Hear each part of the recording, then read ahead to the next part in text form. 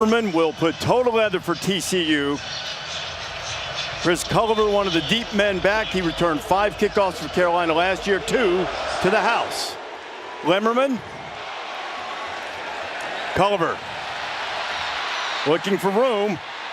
And TCU chases him out of bounds, well short of the 20-yard line. And North Carolina will have it on offense first behind Gio Lopez. Lopez, who grew up in Northwest Alabama and Madison, started his college career at South Alabama for Major Applewhite, dual threat guys Kirk mentioned earlier. He will be the first left-handed quarterback to start a game for Bill Belichick. He did not arrive until after spring practice. So we'll see what we do with Lopez in terms of how much he runs. They've also had some injuries on the offensive front. They are starting Christo Kelly, the backup center, because the alternative was a guy who never snapped in a college game before.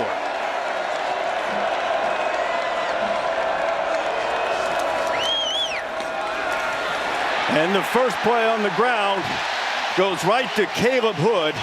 And Caleb Hood, a good pickup on first down, Kirk, as we take a look at our impact players brought to you by Voya. Yeah, you're going to see a group of backs by committee here in this game for Carolina. Nice run there by Hood. Benjamin Hall also Ship on the outside one. Most talented receiver. DO11 gives him the most pressure for TCU. And great group of linebackers. Obi Izor is the inside, number 4. Most experience, and the guy that really has to step up for the Horned Frogs tonight. They'll keep it on the ground. This is Benjamin Hall. Hall, the transfer from Michigan, a load, and he's really been good in the early part of practice, and it gives Carolina a first down. Yeah, the big thing here, but with you got Freddie Kitchens, who stayed from Mac Brown's staff, one of the few holdovers, calling the plays as an offensive coordinator. Remember, he had some success as a play caller. You go all the way back to 2018, was in the NFL with Baker Mayfield and the Browns. Wants to be physical. They want to run the football to set up the play action game.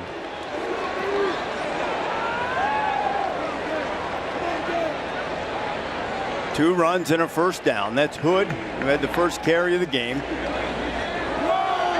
And Hood finds some more room, and that's his second 9-yard carry of the night. And they're moving and getting creases here in the early going. Well, this is good communication with, remember, 70 new players. You really wonder how things will work out when it comes to communication, the continuity. Good job of pressing that to the inside by the back Hood, and read that double team. Lopez's first pass, he's got a man out there, and hauling it in is Jordan Ship. And the first pass of Gio Lopez's Carolina career is an explosive play. And when you run the football, watch what it does to the linebackers and safeties. Their eyes get into the backfield. It allows you to work across like this. See how he's a little hesitant, looking for the crosser, but nobody gets back deep. Good job of putting that out in front where Ship can make a play on the football. It's exactly how Carolina wanted to kind of set up this offense with a new quarterback and a lot of new pieces. Establish the line of scrimmage, make your quarterback comfortable, then let him throw in rhythm and get a shot downfield. Picked up 39 on the big pass play to Ship. Now the RPO on the slant. Ship again, and he's dragged down at the 5. First and goal, North Carolina. 19 yards on the play. Yeah, the eyes of the quarterback there, Ship, on the RPO. Really good job of feeling the safety come down to help out and run support. Again, go back to those first few plays by Freddie Kitchens. When you can establish that run and make that a threat, even in the opening drive, you can lull those safeties and backers to sleep, get them out of position, and then hit them with a quick RPO on that glance route for another first down. So first and goal. Hood, who's had a couple of good runs on the drive. Lopez has hit both of his passes. Now Gio going to run it, and he'll be knocked down in the backfield. And that's really the first good play for the TCU defense. The first guy there was Jamel Johnson. Yeah, Johnson came up flying. That's what they've been doing. This time he took away the threat. You know, that's a complete quarterback run, design run. They will not hold back at all. They're confident in what he can do. He's physical, very strong lower half. He almost looks like Tua in his uniform, and the way he, being a lefty, he's got that look as far as his size of his body. But he's tough to bring down, but a great play that time by Johnson in the open field. Ran for nearly 500 yards at South Alabama last year. Leave it with Hood. Hood for the goal line, straining and goes in, standing up. Touchdown Heels.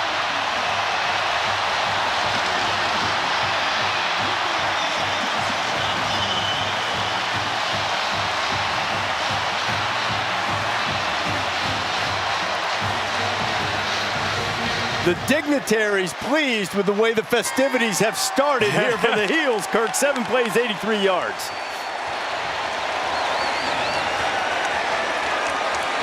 Now Reese Verhoff on to add the extra point.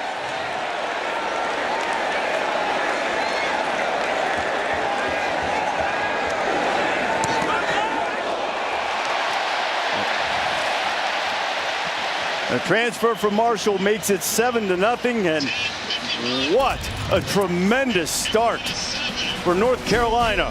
Hood had the first carry and he had the final one on that drive. Bill can hardly contain himself. But right there. With Roy Williams, Lawrence Taylor, and the great Michael Jordan, who Herbie said he wanted to go meet. Answer this North Carolina opening drive with TCU putting the ball in play at its own 25. Hoover's first pass hits complete, and it'll be a first down. Eric McAllister, their leading receiver. Last year, 92% of his catches went for a first down, and there's another.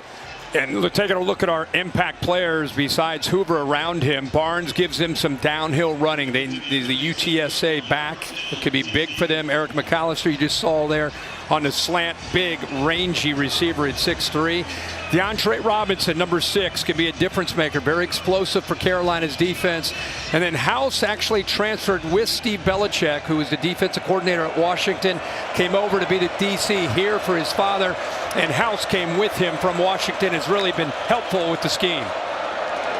Another pass to McAllister, and this time McAllister will be knocked down just short of the 40. He's not the only guy. A guy was helping out on the tackle there that came over with Steve Belichick was Thaddeus Dixon. It'd be a good matchup with Kendall Briles, obviously with his father Art, known for that system where it's very, very fast with the tempo, multiple formations, try to create a lot of confusion, and they're an RPO-heavy team. So see how that matches up against Steve Belichick and his Carolina D. To the ground for the first time, and Kavorian Barnes, who had transferred from UTSA, found absolutely nowhere to go. Andrew Simpson was there, transferred from Boise State, who's been the leader for this defense. That time Leroy Jackson, 91, got in there and influenced the play. You'll see him right here. What's interesting, he just keeps trying, just working back to the football, and his backside ends up stoning the back who's trying to get a little bit of room to run. So good job by that defense. Flying to the football. They gave him a yard on it. TCU good on third down a year ago.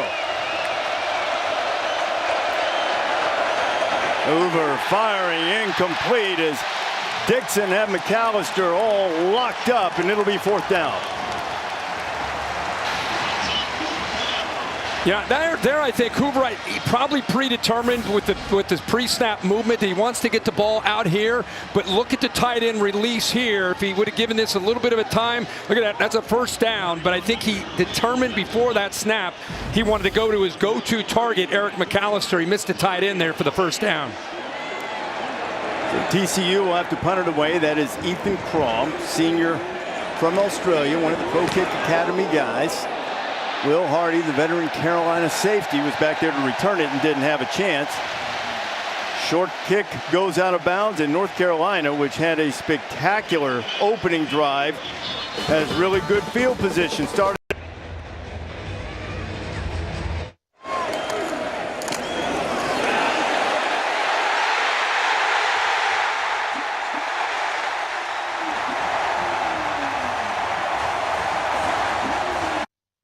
Game could not have started any better for Carolina on both sides of the ball. We'll see was the most common phrase uttered, and that's really the first mistake of the night. False start. Offense number 72. 5-yard penalty. First down. The big 72 is Aiden Buchanan, a 6'9", 330-pound freshman. I mean, that is a big man at any level, but he's a freshman at 6'9", 330. I mean, that's He's playing left tackle course, the right tackle with Lopez would be the blind side. Buchanan's a guy who originally was slated to go to West Virginia. Changed his mind, wound up here at North Carolina, playing the left tackle spot. Gio Lopez only took 6 snaps under center last year and took one there, and not much running room for Damon June, the young running back from Jacksonville, North Carolina. Here are the coordinators, Kirk. Yeah, and Freddie Kitchens, as we talked about, he wants to be physical. He has that background in being in the NFL, set up their play action game, a little bit of quarterback run. Andy Avalos, who's in his second year now as a defensive coordinator. And I think being in the second year of the system not only helps him, but I think the players understanding the scheme. This is a defense that had some issues, especially on third down and in a red zone area. They've really worked hard to get better. Kirk, keep an eye on the center. That's Chad Lindbergh. That's his first career shotgun snap, and Gio Lopez somehow got away, or maybe a whistle blew. And they did not like this here as Zach Chapman was applying the pressure, number 0 for TCU, as this drive has not started as well as the first one for the Heels. Third down. Really good job here, a little twist. You'll see him coming, working from the outside back to the inside after that little movement with the linebacker blitzing. And he's able to just overpower the right guard, Daniel King. Crowd, like you say, frustrated. They thought Gio Lopez with that low center of gravity able to pull out of there, but he's sacked and now 3rd and 23. I think that might have been a quick whistle because Chapman eased up when he heard the whistle. He had him in the grasp. With 3rd and 23, they'll try to mitigate the damage, and TCU a much, much better defensive series than the opening one.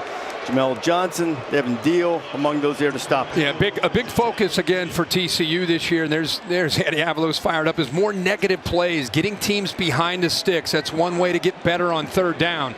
And that's what they were able to do here on this series, get off the field. Tom McGinnis will punt it away. It's Jordan Dwyer, transfer from Idaho, who is the deep man for TCU. TCU didn't take a lot of transfers, spotted guys, and now both teams have a particularly short punt. They'll mark it out of bounds just right around the 40-yard line. Doing when he has time. Very talented quarterback.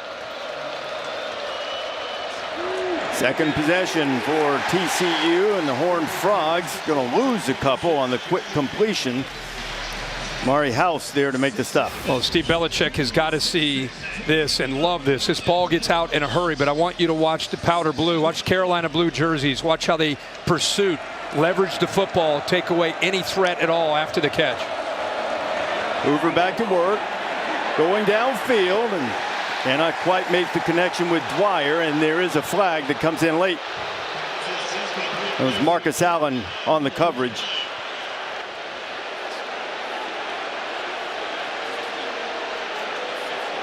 These two corners for Carolina, maybe the 2 best players on defense, certainly 2 of the 3 or 4 best players. It's our Big 12 crew led by Kevin Marr. Sorts out the flag, a little discussion. Well, if he got him in the middle of the route around the 50 or the other 45 on the jersey right there. It's not late, it's early on the route itself right there, grabbing that jersey. That's when the flag came in. So you might see the end of the play and say, hey, it looked clean, but it was in the middle of that route where the hands got a hold of that jersey. The fans are seeing the end of the play. Had nothing to do with the call. Official made the right call. So that'll put the Horned Frogs into Tar Heel territory. And if they're going by the end of the play, if they're going to boo that, I'm with them. They should boo that. But if they go back about 10 yards where he grabbed his jersey, my man here in the white shirt, he'd be like, well, I guess that is a penalty. I would imagine the discussion between the officials, are you calling defensive holding or pass interference? A little pop pass, get it quickly to the edge. Jordan Bailey, explosive guy, and he'll get it down to just about the 40-yard line. Pick up of maybe 4 before Gavin Gibson gets him out of bounds. You know, when Kendall Briles gets this offense going, it's going a lot faster. And they're stretching you horizontally with jet sweep and quick throws, which they're trying to do. Those have been taken away for the most part. And then they're going to stretch you vertically. And then they mix in the run game, which was really missing a year ago. Big emphasis this year is running the ball better. A lot of Tar Heels came up and squirting through there is Kavorian Barnes. He just about had a big gain there, and he'll be stopped right at the 35.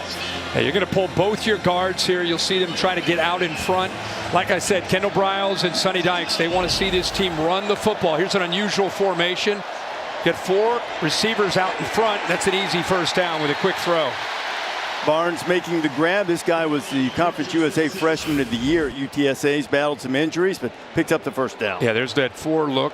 Just really extension of the run game. Now they start to crank their tempo up, mixing up the formations, trying to create as much confusion and try to get that Carolina defense out of position.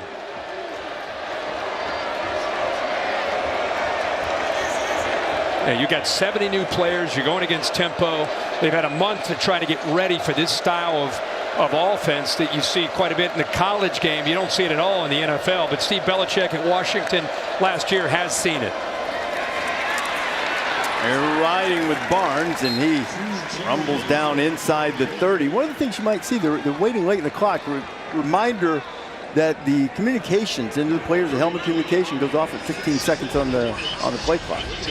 I'm just liking to see right now that Kavorian Barnes is bringing a very different downhill physical look to this offense. Like I said, if this offensive style doesn't have that balance and they can't establish the run, it really neutralizes what it can do. Do a good job picking up the backers. Hoover puts it right on the money. What a throw to Jordan Dwyer, and the Horned Frogs have answered. 27 yards.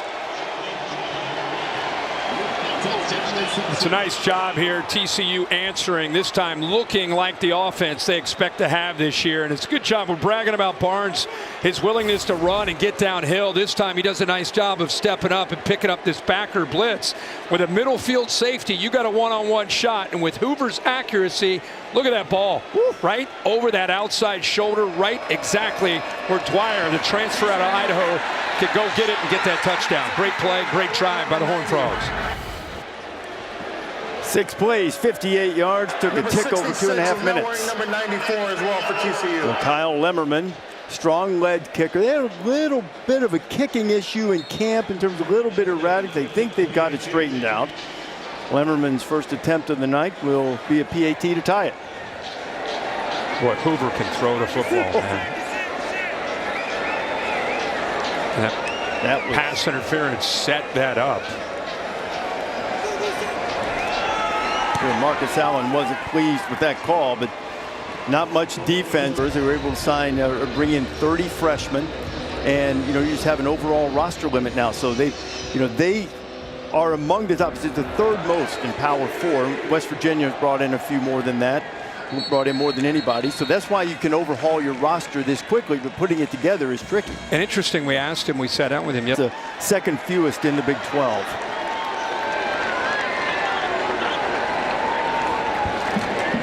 Caleb Hood has had a good start. He's a highly touted guy coming out of high school. He's battled some injuries here in Chapel Hill. Short gain on first down. Caleb Elarms Orr with the stop. Yeah, they moved Kelly back, who was the center on that opening drive when they were right down the field. Freddie Kitchens now has called 11 plays in this game, 9 runs and only 2 passes. So again, we said in the outset of this broadcast, want to establish the runs, be physical, and then get your pass game and your RPO and play action game going. On motion from Ship and nowhere to go. And the Horned Frog defense, which played much better over the second half of the season, is awake. Yeah, good job. They keep collapsing off the edge, and here's a good job here of going up against a true freshman and just kind of working around him with good quickness. We've seen them collapsing, not necessarily needing to get their safeties and linebackers flying downhill to get out of position. They're winning the battle at the line of scrimmage here these last couple drives. Well, after Carolina cut them up on the opening possession, haven't gotten much done since then. This is their 2nd possession since the touchdown drive. 3rd and long for Gio. Feeling the heat, laying it out there. There are a couple of frogs in the area covering Chip, and pressure applied by Devin Deal. And it'll be 4th down, and the Heels will have to punt it away as the Horned Frog defense rises up. Yeah, like I said, this is a Horned Frog defense that really struggled last year on third down because a lot of it was third and short and third and manageable for the opposing offenses. Goal coming into this year is win first down, get them behind the sticks. And the first drive, we didn't see any of that. The last 2 drives, it's exactly what we saw, and it's worked out perfectly. You know, Kirk, they really couldn't stop the run last year. Their numbers as a pass defense very good a season ago, but it's mostly because people were able to run on them. Fair catch called for and made. And the Frogs will have it back after the 44-yard punt. The All-State bus here in Chapel Hill helping us keep up with all the action. Kirk, what was your All-State good hands play this week? Boy, that game last night, this may be the catch of the year. With Daniels going up like that, they reviewed it to make sure he held possession. I could watch that all day. Look at Notre Dame. They think they got a pick. No problem. Easy pick in the rain. Nope. Not with Daniels. Extending up with one hand, holds on to it. To me, I will be in December still looking back at that catch by him in that opening weekend. That was beautiful. Transferred over to Daniels from LSU. He was a standout at Liberty. He really didn't get it going last year, but boy, he got it going with that, and how about play last night. How about the ACC? Miami over Notre Dame, Florida State over Alabama, LSU and Clemson back and forth. LSU ended up winning it. Good start. And not much running room. Jeremy Payne back in to run it for the Frogs, and good pursuit by the Carolina defense. Again, multiple formations, that time going with a rare look with 2 backs in that backfield. North Carolina not confused at all. Good job of getting off of blocks and getting in there and getting physical. Hoover completed all 4 of his passes on the last drive to 4 different receivers. Make it 5 in a row and another first down, and this time it's going to be the big tight end, DJ Rogers, making the grab. Good action out of Hoover that time with the play action. Caught the linebackers out of position. Good throw right back into a tight window for the first down. Man, is he fun to watch throw it, yeah. Isn't he? And go back to the ground.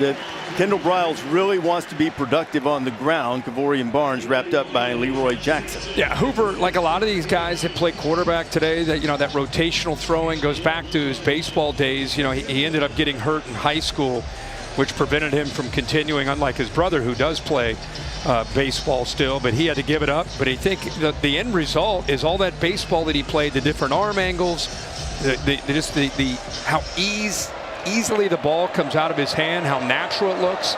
He says it has a lot to do with baseball, just like you hear so many quarterbacks today talking about. Well, time for Josh. Now he'll scramble out of there, and boy, he got sandwiched and took a hit from a couple of Tar Heels in there. Kamori House was among those to hit him.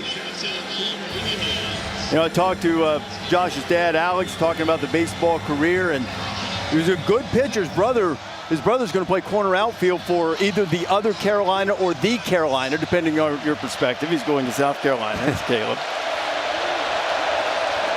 Yeah, they're showing pressure here. You walk a safety up. He's seeing this concern. And so that's why he's making a check. Carolina may check out of that pressure, but it looks like they may still be coming. Hoover over the middle, complete right at the 50-yard line. That's exactly where the first down marker is. Joseph Manjack, the transfer from Houston, to open the second quarter.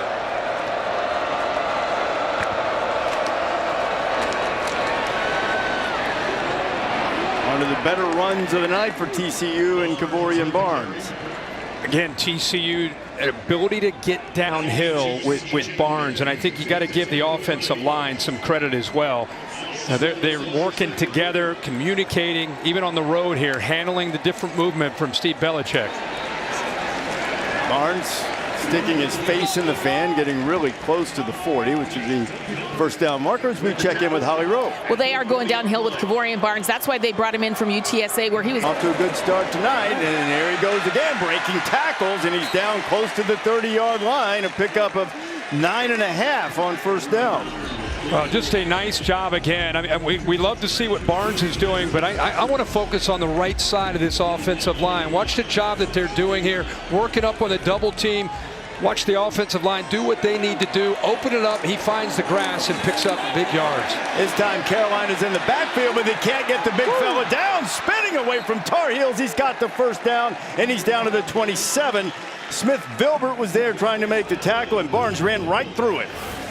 Low center of gravity, bouncing off. I mean, Carolina had penetration. He looks like he's down for about a 2-yard loss. Spins out of that, breaks another arm tackle. Well, Belichick and Steve Belichick will not like that tackling on that second and short. Hoover lays it out there right on the money, and making the catch is DJ Rogers again, his second catch of the night. Yeah, free release there, able to get out, allows the quarterback to be able to throw in rhythm, puts the ball out in front, anticipates well. Second time we've seen the big tight end Rogers get his hands on the football. 6'4", 250. Continuing to move the formations, personnel groupings, try to affect the communication with this Carolina defense. Picked up 14, now first down from the 13. And maybe a little miscommunication. Was looking for Dwyer, and it's incomplete, and there's a flag down on the play. Yeah, flag came in late. They're going to call it on offense. Marcus Allen saying, what did I do? You know, I think he already got nabbed for one he didn't like. Offense, 15-yard penalty, repeat second down.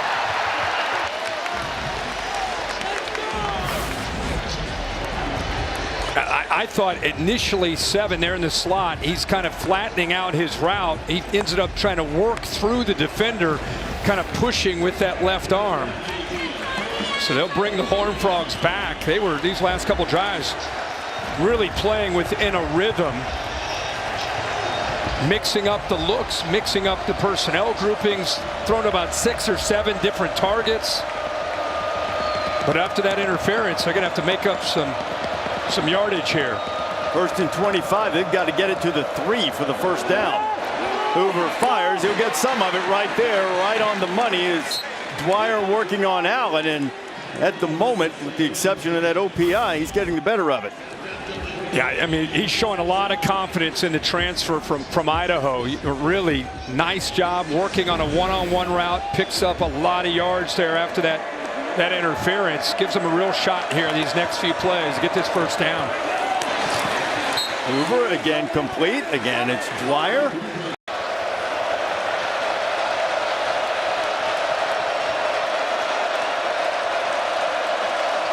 Tar Heel Trout trying to help the D. Hoover feeling a little pressure. Gets away. Josh firing to the end zone. Catch is made, but it's ball comes loose late. It's incomplete. Tar Heels stuck as he tried to get the ball to Chase Curtis. And the Heels were all over, and Coleman Bryson was there. Don't get me wrong. It's a lot easier to sit up here and see this, but this is one that you'd think that he might see with the back kind of leaking, but he set up. He's going to make this throw into that corner, but the running back kind of leaked out late, and he would have walked into the end zone, but he tried to squeeze it in to the big tight end, Curtis.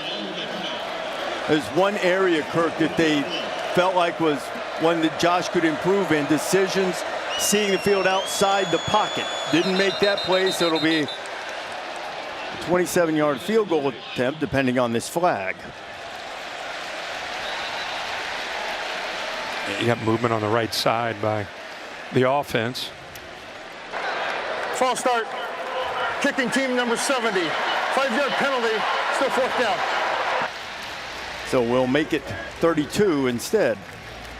On the field goal attempt from Kyle Lemmerman, who last year was 15 out of 22. 3 out of 5 from this distance last year.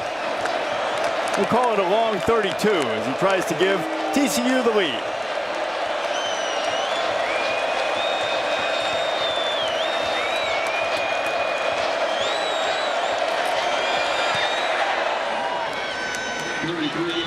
Kick on the way, it is true, and TCU has scored 10.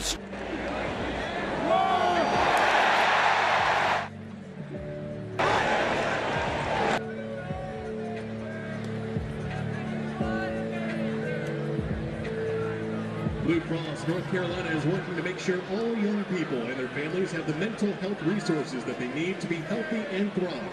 Blue Cross North Carolina, the official health insurance. College ranks. Chris Culliver going to bring it out. Mentioned early how dangerous he can be, but Culliver's going to be tripped up short of the 25. Well, that opening drive for North Carolina was pretty. 83-yard drive. They went a lot of jumbos, which was interesting to go with that look. Got Hood going with that look. They were able to control the line of scrimmage. Also, most importantly, set up good play action. See the linebackers and safeties getting downhill, expecting run, get lost in that deeper crosser. Able to put that right on the money to one, Jordan Shipp, and then here again that jumbo look off to the right, able to win things, and it looked like they were going to have a big night offensively, still might, but the next two drives since then, 6 plays, negative 11 yards, both 3 and out. Let's see what they do here on their 4 series. Gil Lopez pulls it. He's going to take a shot down the field. He was trying to get it to Alex Taylor.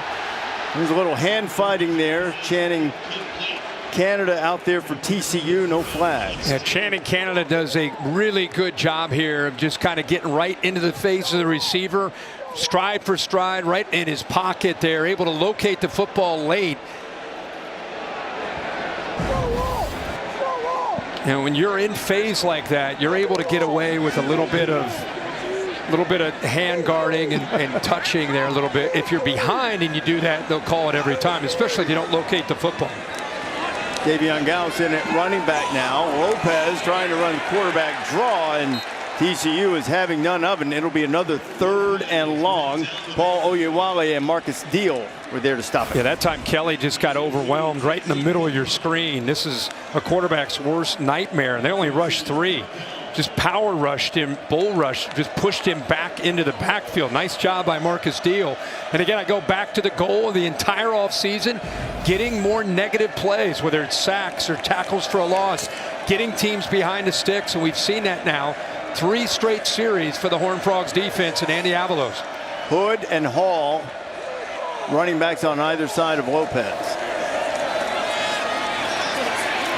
And no running room for the Michigan transfer, and it'll be a 3 and out as Nnamdi Obiazor made the stop for TCU. You know, 3rd and long, run the football, and this defense, you know, you keep contained, not fooled at all. Good job of using that sideline. No chance at all. That's 3 straight 3 and outs for TCU. Boy, since that opening drive, Kirk, they've got 83 yards. The subsequent 3 drives, they've lost 5. McGinnis punts it away. Dwyer signals for the fair catch and makes it right around his 31-yard line. So the TCU offers. And even if you're the greatest coach to ever do it, it's going to take some time to gel. It takes some time to really understand what you have, like you said. The way this game started, it looked like, you know, he didn't want to say they were good yet, but they looked pretty good. I know what to all of us. I know what was good, that opening script. Yeah. And the blocking. Yeah, no preseason football, which he's used to. Hoover fires out. He has another completion to Dwyer. Holly Belichick, hardly a figurehead during practice. No, we were wondering how hands-on he'd be with this team, and I can tell you this, on their final walkthrough last night, they're going over special team situations, and none other than Bill Belichick is acting at the scout team long snapper. Yes, he was snapping the football, making sure his team was ready for every situation on special team. He has been totally hands-on. And he has. You've seen a lot of the video of practice. 26 into the boundary on that left side of the offense. Rare incompletion on 1st down from Hoover. Riles puts it back on the ground. Andrew Simpson makes the stop, the transfer from Boise State. You know, Simpson and House give them 2 really good linebackers because of the versatility. And watch how he finishes on this play. Able to beat the guard, bang. And it's a back that's been getting downhill, and that time this offense going sideways after that big hit. 3rd down and 9 for Hoover. Josh dancing away, keeping his eyes downfield. Oh my goodness, he threaded that in there. What a catch by Dwyer along the sidelines. But Dwyer does a good job of working back. I think he's running his route. Now he sees his quarterback's in trouble. He didn't have much of a choice here.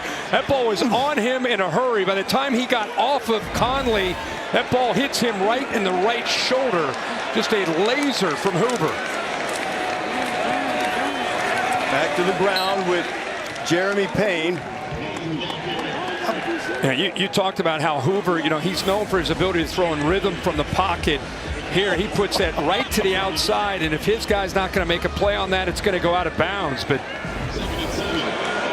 I mean, Dwyer tried to work back, tried to get away from the corner, but the football, the way it was thrown, it just hit him right, like I said, on that right shoulder. His off-target rate when he leaves the pocket way up last year. That was right on target as they're back to the ground on second down.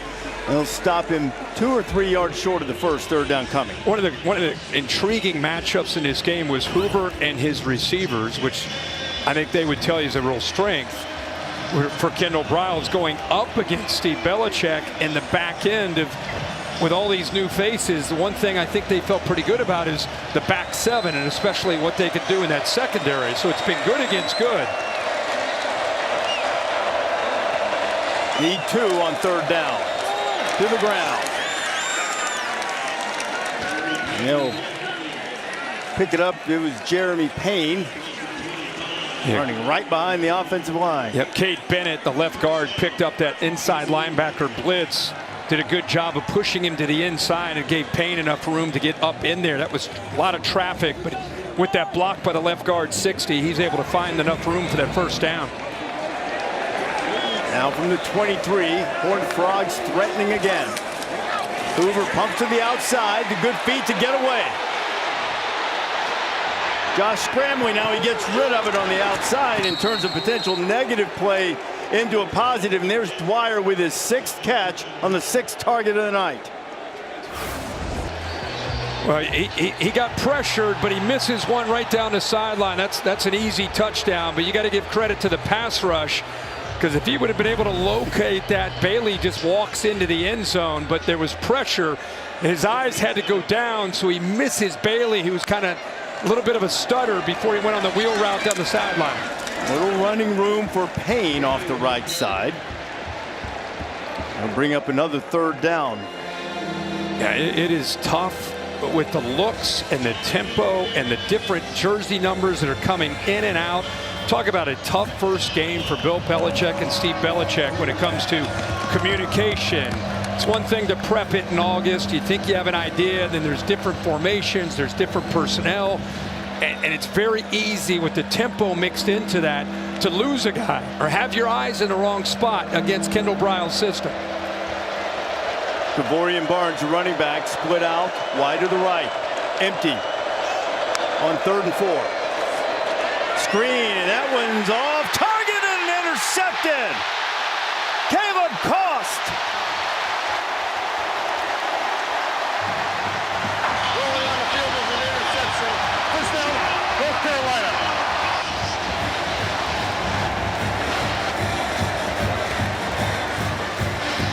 Well, this is the area that Hoover really wanted to, again, get better. He kind of falls off of this throw.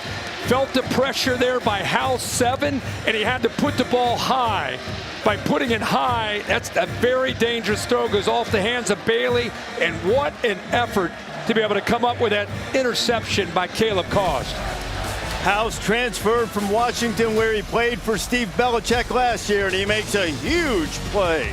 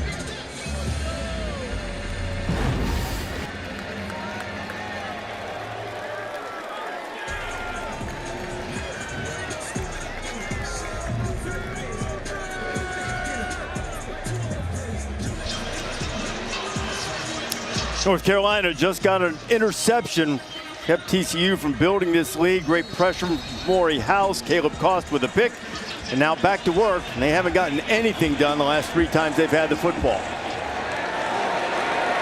Gio Lopez under center. Now try it on the ground. Benjamin Hall picks up a feed. We kind of noticed Bill Belichick frustrated after this interception. It goes back to the scramble. Watch the hold by the TCU offensive line. 2 of them right there. A grab. You can see the left side as well. So even after the pick, he's still letting the officials know that he's frustrated about those two missed holding calls. Carolina, which ran it so well on that opening drive. Tougher sledding now. Hall picks up maybe 1. Boy, they're really starting to cheat down against this run game these last few series. Really almost challenging Gio Lopez and his group of wide receivers. That shows a lot of confidence they have in the back end. Ship, number 1 for North Carolina. He can beat you one-on-one, but who else can?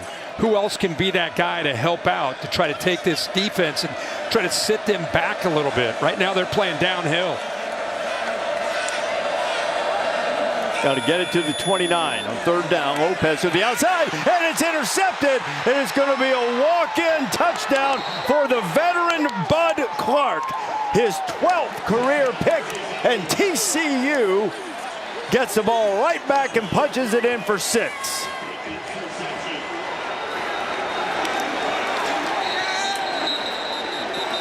He is the leader of this defense. He had a pick 6 in that college football playoff semifinal against Michigan when they went to the national championship game.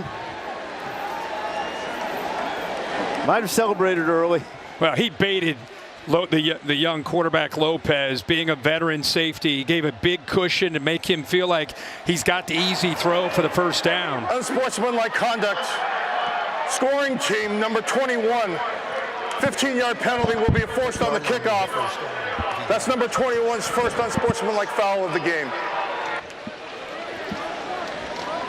Bud got a little over exuberant. He is now just 1 interception away from TCU's all-time record, and a costly turnover for Gio Lopez and the Tar Heels here inside 4 minutes to play in the 1st half. With Bud Clark completely showing his experience and just baiting Lopez on that 3rd down play to think he had what he needed for the 1st down. 3rd and about 5. He had a cushion at about 7 or 8 yards. Gave him a pre-snap look like you've got what you need, and then broke out it. Lemmerman's extra point splits the uprights, and the Horned Frogs up 17-7. Yeah, Bud Clark is, like I said, a veteran guy. He's played a lot of football. He's just kind of sitting back here waiting to see if he can bait the quarterback into a throw, and then does a good job of breaking on the ball, almost anticipating that this throw is coming out, and then just steps in front.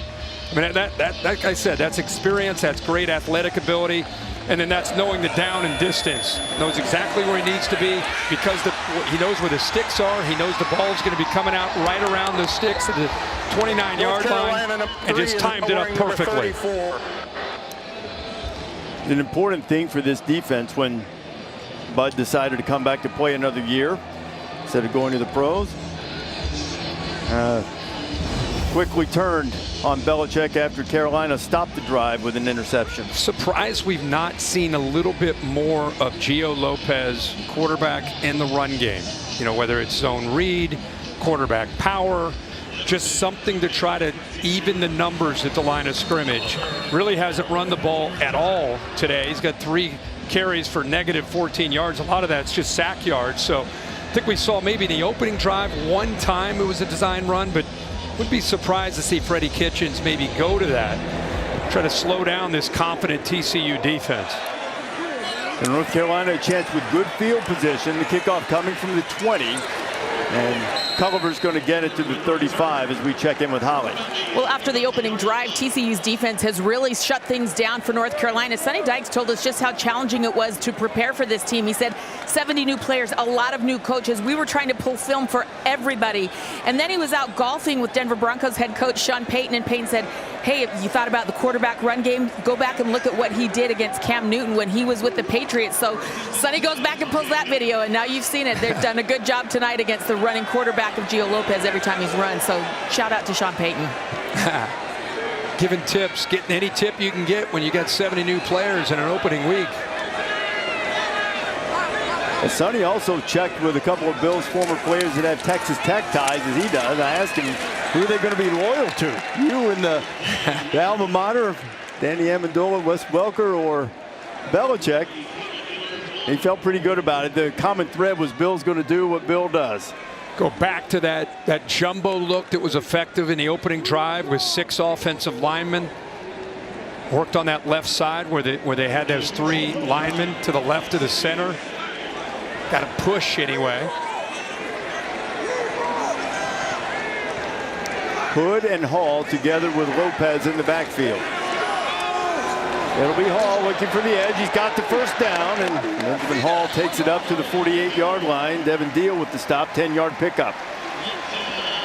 And the 2 backs there together, they feel that Benjamin Hall could be the most talented back that they have. Good worker, just a complete back to transfer over from Michigan. That time both of them in the backfield, and in fact that play worked so well. The threat to the quarterback run in there and a lead blocker. Yeah, when they get that going, you can go back to 1st and 10, play action or RPO. Lopez under center. It's Hood. Caleb Hood gets it into TCU territory to the 49. It's funny you say that. I mean, it just tells you where we are. Bill Belichick leaves the NFL, where, of course, majority of the time his teams, his quarterbacks would always huddle, and he comes into college, picks up Gio Lopez as his quarterback, and Gio Lopez has never huddled. High school, college at South Alabama, he's looking over at signs. It's been a learning experience for him. It's different. You know, you got to command the huddle. You're looking into the eyes of 10 teammates, and you got to call the play and say it in a way that you believe that this play is going to work. So it's been a work in progress, and done a good job with a different coach, especially Matt Lombardi, his quarterback coach, and helping him develop to become more of a complete quarterback. Tar Heel legends on hand on Belichick's debut night, but TCU trying to spoil the party as we're at the 2-minute timeout.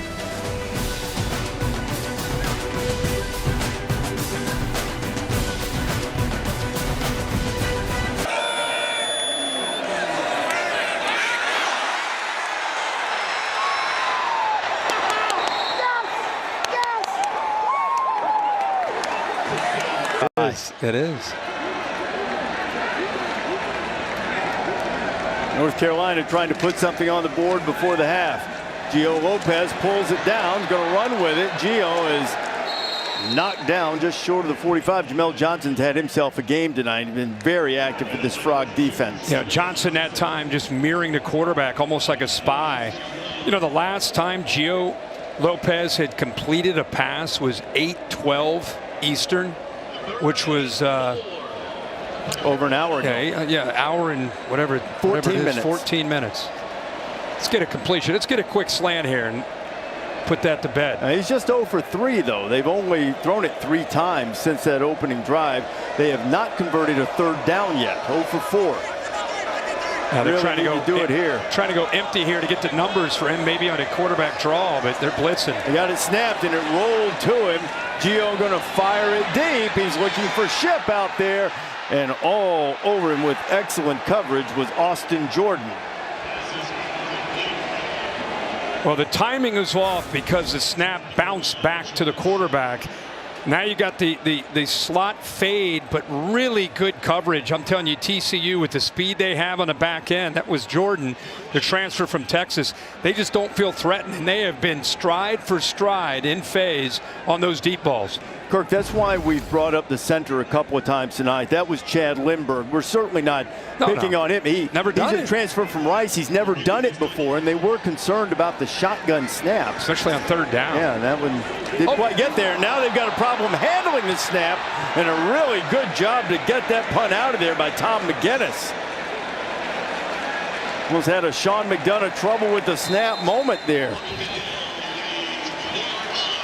Pretty good job to recover. Yeah, it was. And just like you say, just to recover that and get it out. But actually, the snap was actually, from what I saw, pretty good. Yeah, just off to his right, just slipped through his hands. Yeah. Lucky it bounced off his thigh, gave him a chance, and boy, so close. How about that?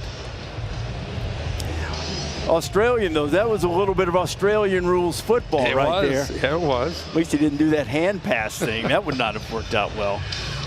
And a little bit of frustration there. And of course, special teams. Bill's baby. You know, he loves special teams. Worked very hard on them, but that was just an unfortunate operator error for McGinnis. Could have been much, much worse. But now with 53 seconds, TCU has it 80 yards away from the end zone. First down completion. Well, you got a veteran quarterback, a good group of receivers. You got 3 timeouts. So even though they're starting at their own 20, they're thinking at the very least trying to get into field goal range, especially with Kendall Briles' aggressive mindset. DJ Rogers, that big tight end, they were really high on his ability and potential. He has 3 catches tonight. That one picked up 5. And stopped the clock getting out of bounds. Here's Hoover on second down. Throw it underneath. And Barnes out of the backfield. Picks up the first down. TCU, this is how you start a late drive in the half. You get that first down, now you can start attacking. And Eric McAllister won for TCU. They're probably their best receiver, 6'3". He's been moving inside and outside, and everywhere he goes, Thaddeus Dixon is following him. So it's one-on-one. 2 of the better players on the field. Carolina not leaving McAllister alone. They'll go to the ground this time with a full complement of timeouts. They can afford to try to pop one, and they'll use a timeout here with 36 seconds to play in the first half. DeAndre Robinson, big transfer from Florida. TCU, their first charge of the half. 30 seconds in length. 56th season of Monday Night Football is on the way. September 8th. Leaving Detroit as the offensive coordinator, becomes a head coach to help Caleb Williams. Got some good pieces around Caleb Williams. It's going to be exciting to see what the Bears can do. J.J. McCarthy era starting in Minnesota. What a great way to open up Monday Night Football. That'll be a good one. Well, Ramsey's and the fellas here in Chapel Hill really need to keep TCU from tacking on some more points. A 17-7 lead. The Frogs have scored the last 17 after Carolina took the opening kickoff, marched right down the field, went up 7-0. Since has been all TCU. Another completion to Dwyer, who keeps his feet, heads for the boundary very wisely, and the clock stops with 31 to go. And I don't know it officially, but they continue to go away from one. Thaddeus Dixon back to the boundary against Allen and Conley. A lot of times, like I said, you know, you've seen Dwyer get his opportunities. He has 7 receptions to lead to lead TCU. Most of it's been up against number 29 with the soft cushion into the boundary. It's almost like Carolina's okay with giving that up. They just won't want to give up the potential explosive play. That's why they got Thaddeus Dixon following McAllister everywhere. Hoover pulls it, has a completion. It's Manjack on the grab, the transfer from Houston, and now all of a sudden they are right there on the edge of field goal range with 24 ticks to go. Pickup of 18. Yeah, Deary, the center, gets a little bit downfield there on that RPO. The linebacker came down. Good decision by Hoover. Hoover again. There goes Barnes racing for the sideline and gets out of bounds. Clock stopped with 13 seconds to play. You know, and kind of the year of the quarterback as far as inexperienced quarterbacks. 7 of the top 10 this past weekend had quarterbacks for the first time starting at that school. It's just another example of having a veteran quarterback, a guy that's played a lot for his school, understands, hey, we're at our own 20. We got 3 timeouts. I've got, you know, at the beginning of the drive, 3 timeouts, able to kind of navigate, move down the field easily in field goal range. First down, another catch for the tight end, DJ Rogers. I mean, it's like everything they do, his mind's working quick enough that he quickly has an answer. So not only have they moved into field goal range, 30 seconds in length. 9 seconds left, still to 1 timeout. You'd like to think of maybe taking a shot or 2 maybe into the end zone. Clock operator, please reset the game clock to 10 seconds. We'll see how they've scored. Caleb Hood, who opened the drive with a 9-yard run, finished a 7-play, 83-yard drive with a touchdown. This was just a spectacular throw from Hoover to Dwyer. It really got Hoover going, and I think the TCU offense. And on the other side, Gio Lopez, after that opening drive, just trying to find the footing in the. If he gets rid of it quick enough, maybe you have one play for sure with a one timeout, maybe two, depending how quickly he gets it out of his hands. To your point, he's been masterful on the drive. Throwing to the end zone, good coverage over there. Nothing doing, 6 ticks left. And that time they did go at Dixon, and that's probably why they've been avoiding him. And Sonny Dykes not going to mess around with this. I think he's going to send out the field goal unit. That's important that Carolina come up with that stop and not give up the touchdown, obviously. And a big part of it is not only you down 10, potentially down 13, TCU gets the ball to start the second half as well. Lemmerman looked really smooth during the warm-ups. This is a new surface. 33-yard attempt. He's made one tonight. And now he has made 2 with a 20-7 lead after Lemmerman caps off that waning moments of the first half drive.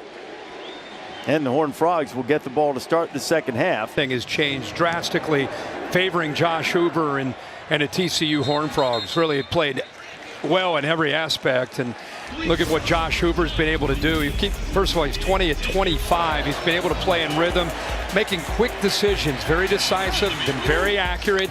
And when he's had time and he's had to work through his progressions, shown a lot of maturity. He's a veteran guy that's played a lot of football, especially a year ago. And here's the accuracy. Used the motion to move the defensive back, creates one-on-one down that left sideline. Look at that throw. Right over the left shoulder and a touchdown to the transfer, Jordan Dwyer. And they're in rhythm. You throw in the interception, pick 6 by Bud Clark. Comfortable 13-point lead. And in my opinion, the way that first half went, it's a big drive for the North Carolina defense. That was the Capital One rewarding performance, and this is a rewarding run as Gavorian Barnes is out the gate, inside the 30, to the 10.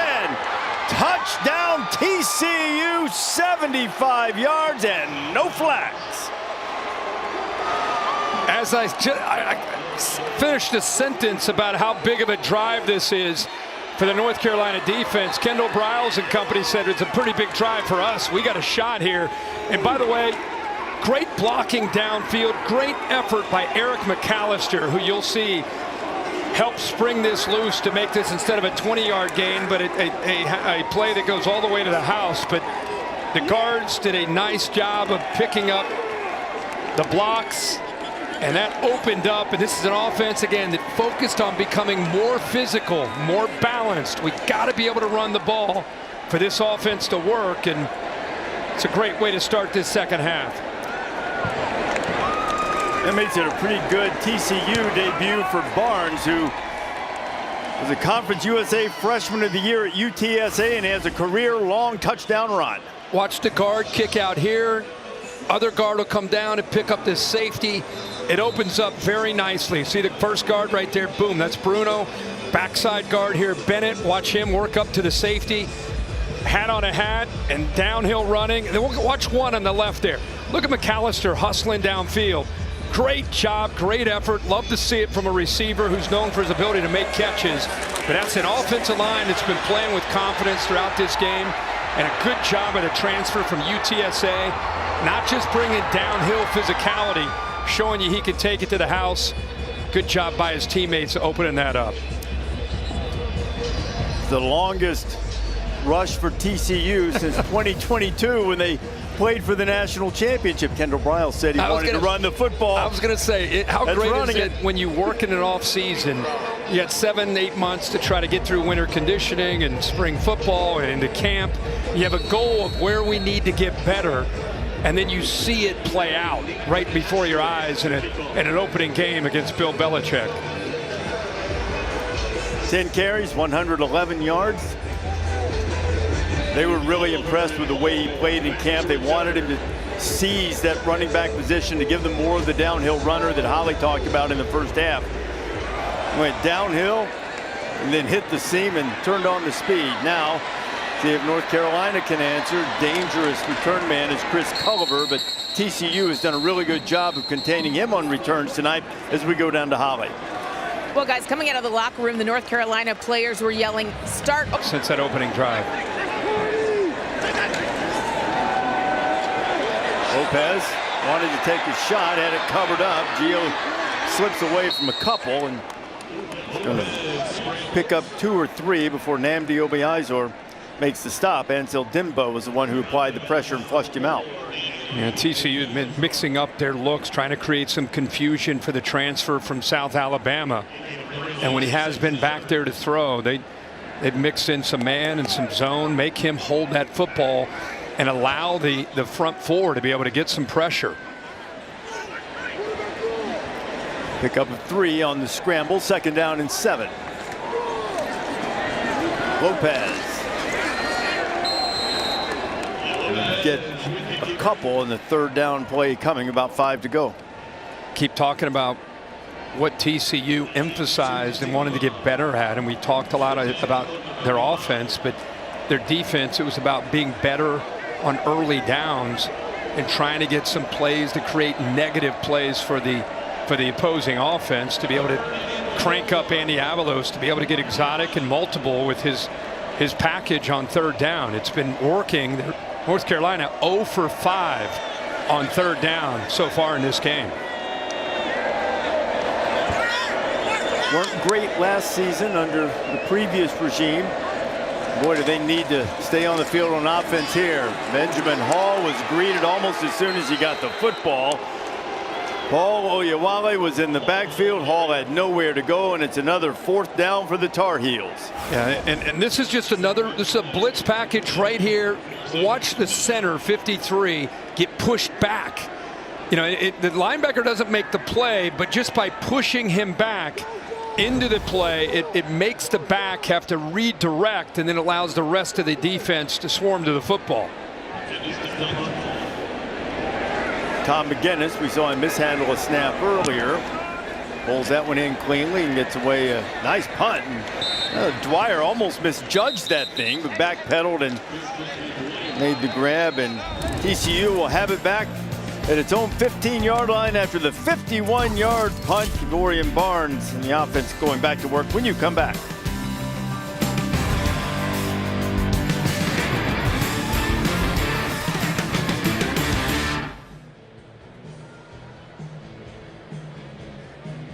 One of the greatest to ever play defense at any level of football. One of Taylor. I think he's the best. I think he's the best. Yeah. There's some great ones. Yep. Man, LT. Well, speaking of LT, we got TCU running back suddenly looking like their version of LT. Jeremy Payne meeting LaDainian Tomlinson. You know, the last time North Carolina and TCU played, LaDainian Tomlinson freshman year held 45 yards. TCU lost.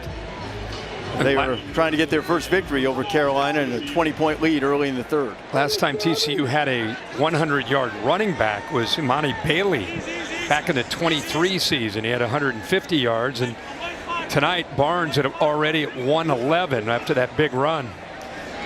2 backs in there. Trent Battle in there with Jeremy Payne now as Barnes, after that long run, is getting arrested.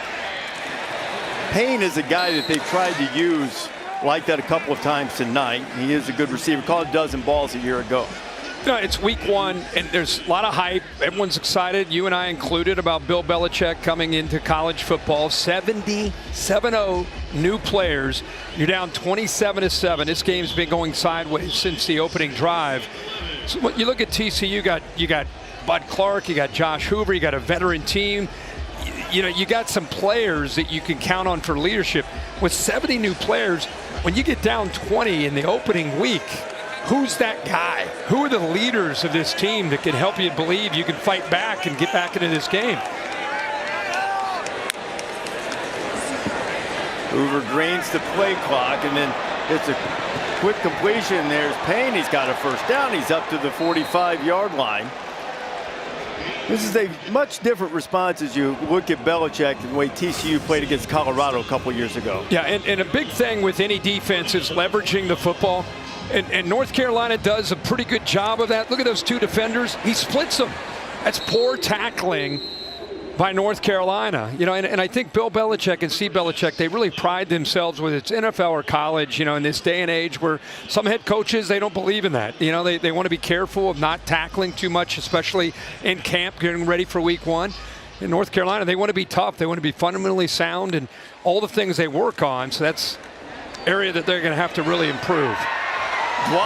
Once again, another missed tackle and yards after the catch. They continue to not go at Thaddeus Dixon and go right towards Marcus Allen. And he's got these TCU, the receivers are making 29 in blue. Whether he sits back and gives a cushion or he gets uptight, they're working at him. And there's a drop. That ball was right on target. Manjack, who we saw make a big grab earlier, drops that one. You know, Joseph missed some time in camp. He had a bad case of poison ivy. Went river rafting. Had to take some antibiotics for it. Didn't stay out of the sun like he was supposed to. Got way worse. Cost him practice time. That couldn't be pleasant. No. I'm one of those guys, if I look at poison ivy, I got it. So I'm not enjoying that story. Oh, Payne's enjoying that run, but there is a flag, or a couple of them down there. As TCU is starting to lean on them, but there's a penalty here.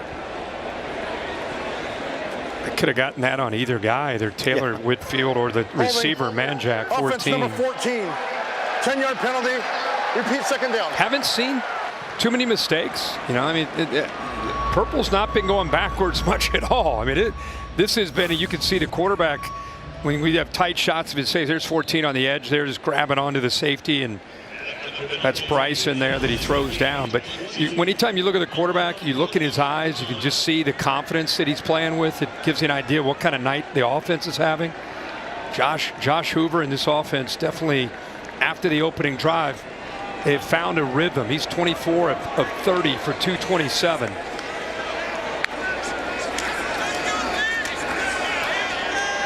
On 2nd and 20, Hoover just loops it out of bounds. 3rd and 20. With more on poison ivy, here's Holly Rowe. Well, you know, we become experts in these things, but what we didn't know, I didn't realize, is just how susceptible it is to spreading. So if you have any contact with other people, it can spread quickly. So when he came back to practice, they did not want it spreading throughout the team.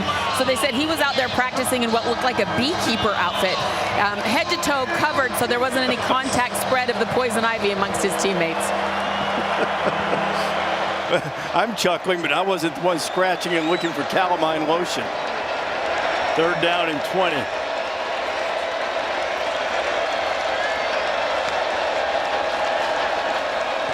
Hoover right down the middle, a dart, and close to the first down marker. That's Chase Curtis. They call him the heart and soul of this team, and he's a little slow to get up. It's a pickup of 21. Boy, did he take a shot, Kirk. Yeah, he really did.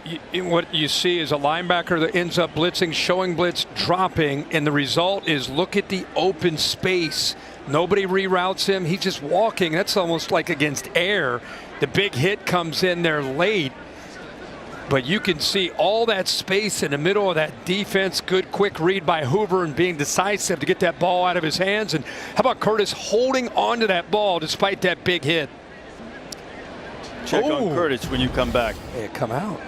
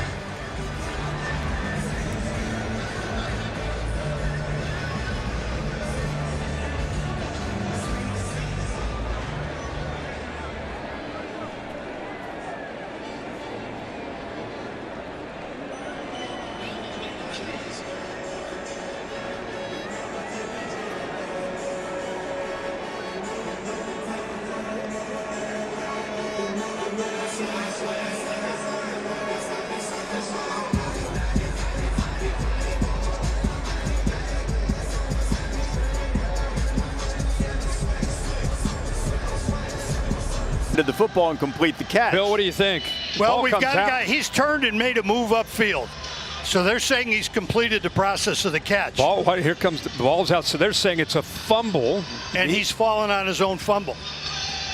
Now, the question also came up about targeting, but there's no indicator here. There was no launch. There was no upward thrust. No It was defensive just player? No.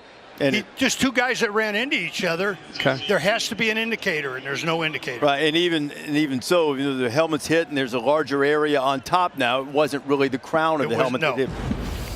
So, you know what? Surprised Bill Belichick didn't challenge that. I actually think it was the right call. Do you? Football move, and he fell on the fumble. What is a football move? Ask Clemson. Into the open field goes That's a Trent football Battle. move. There's a football That's move a right football into the move. end zone, a 28-yard run, and the heels are getting the boot put right to their backside. They've got these backs that are doing their job, but again, you got to give credit to the offensive line, the communication that they're utilizing up front. Big tight end DJ Rogers gets involved. It's the same play that they're able to spring the big long run in the first play of the second half. This time they ran the same play to the left. 33-7, and Lemmerman is on for the extra point. Battle's first carry turned out to be quite productive. Number 34 gives them 34 points.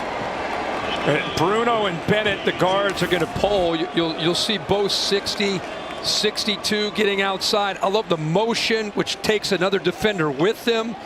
And now it's just guys doing their job and making blocks. See the two guards get out there? It's the exact same play we saw for the touchdown. And this time they're able to run it to the left. Look at the block by Zero, the tight end. Watch him work up, gets to the backer. And then you bring in a back that hasn't carried the ball much tonight. He's got great speed, kind of a do-it-all back in Battle. That's 170 yards rushing on the night, 157 of those between the tackles. Well, the story coming into this game was certainly when you have someone who is an iconic figure in all of football, Bill Belichick, that's the story. But as you take a step back in a 34-7 game and you look at a TCU team with a veteran quarterback, top 30 or so in terms of continuity with our buddy Bill Connolly's chart, which is sort of like returning production and counting in transfers. Team that won 9 games and finished strong last year. TCU could be making a statement that they're going to have to be reckoned with in the Big 12. Oh, yeah, absolutely. Well, we've been talking quite a bit about the offense, but the defense with Andy Avalos now in their second year in the system, he's fired up because they've been playing well. They've been getting some plays for negative yards, allowing their third down package to get creative, winning the battle at the line of scrimmage, relying on Bud Clark to bait here on 3rd and 6, jumping this route after showing the cushion, knowing exactly what he's doing to an inexperienced quarterback, and coming up with a pick 6. So this has been a masterpiece by Sonny Dykes. Talking to him on the field, I always get a chance to talk to the coaches. He said, make no mistake, we feel disrespected coming into this game. And he goes, I love Bill Belichick. I know this is all about him coming into college football. But my guys, they feel like no one even knows that they're here to play this game. And they're playing with a chip on their shoulder tonight. Hey, brother, they know now. They know now. Gio Lopez, he had a completion and it just popped away from Chris Culliver, and it's been that kind of night. Boy, he did such a great job of playing off the quarterback scramble. He's way to the right. Quarterback scrambles to his left, sees him, and he just drops the football. Hands got a little bit, it's almost like instead of putting the thumbs together to catch the ball, he was trying to do it almost like an alligator hands catch, and it just slipped right through his fingers. It's now been 2 hours and 7 minutes since North Carolina completed a pass. Caleb Hood in the backfield. Lopez gets hit, and it's a strike that he threw in there nicely to Hood. Hood took a big hit, 15 yards. He's a little slow to get up. Well, Lopez took a big hit too right when he threw the football. He got annihilated. Good job of staying focused for Hood to get the ball out. But right there as he released it, Good job of getting it and putting it on that outside shoulder to give Hood a chance there, but we can finally take that clock of 8:12 off the board. We got another completion. Haven't seen a lot of that real-time countering clock between completions. I can't recall us ever doing that. You guys get fancy. Here's Gio. And out. Talking a little communication with his receivers as we go to Holly. Well, you talked about TCU, Sonny Dykes, having a chip on their shoulder. People aren't talking about them. Well, they had a bad experience like this once before when Deion Sanders was their opening game when he's playing for the first time with Colorado. And Sonny Dykes said, I just felt like we didn't handle it well. We let our players get caught up in all that hype. So they actually talked to the team last week, showed them a video of who Bill Belichick is, but then from then on, worry about yourself, worry about us, and let's not get caught up in all this hype machine. They certainly have it. Since that opening drive, they have thoroughly dominated and whipped this team. This is the game that Holly was referring to, Deion Sanders' first game as head coach. As Sonny sort of said, hey, look, I respect their players, but I don't know if they're going to have Shedeur Sanders, Travis Hunter out there. Remember, Travis made a spectacular. Caught up in that this time after that experience. They've used that as a, hey, let's stay focused on us. Let's prep. Let's get ready to go, not worry about this. Ball is loose, a scoop and a score, and racing for the end zone is Devin Deal. And to borrow from my friend Rich Eisen, TCU has busted out the whooping stick. 40 consecutive points with a point after coming. And once again, Reese, it's Andy Avalos' goal of getting offenses behind the sticks. It's a 3rd down and long. Look at the pressure with the linebacker blitz. Good job of spying. Gets a little bit fooled with the pressure from the effort there from behind, from backs. Ball's on the ground, and there's Deal to pick it up, walking it in for his 2nd defensive touchdown. 9 games, but there are some areas they had to get better. They're going to be a dangerous team this year in that conference. It is true that one game a season does not make, but if you're going to open, you might as well open the way Purple is. Swarming, scooping, scoring, and rolling in Chapel Hill.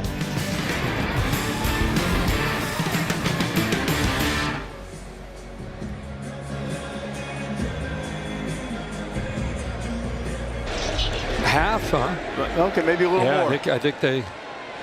That's a tough, the build-up, and then maybe down 41-7. Now 41 consecutive points after Carolina took the 7-0 lead. Gio Lopez has had his 2nd turnover and took a big hit. We'll go to the bench, and Max Johnson What a story. Make his return. Spectacular story. He's been around, started his career at LSU, went to Texas A&M, been through coaching changes. Both of those 2 places, the coaches changed. It happened here at Carolina. First game last year against Minnesota, suffered a horrific broken leg. And it's great to see Max back on the field. He's a great young man from a tremendous family. Brad Johnson, Super Bowl winning quarterback. His father, another lefty for Belichick at quarterback, and he completes his first pass. Now, you might have been watching in that opening weekend of last season when Max Johnson against Minnesota on August 29th took that big hit, said he could just feel his leg dangling. There was concern and legitimate concern that he might lose that leg for a while. But he fought back through rehab, got great care, great support from his family.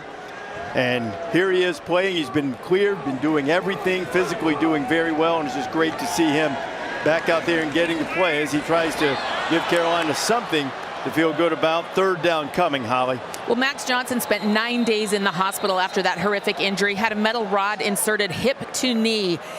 He had to have a wound vacuum as we see a fumble here on the field. It was a horrific comeback, and as you said, a chance that there was a possible amputation.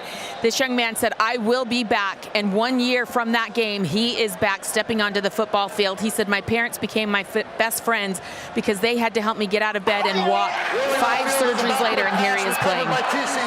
Unbelievable story. It's incredible. He's just out there You know, like you and Reese indicated, I mean, to think about possibly losing his leg to being all the way back to being able to be on the field, that is right, almost parallel to the line of scrimmage. They called this a lateral.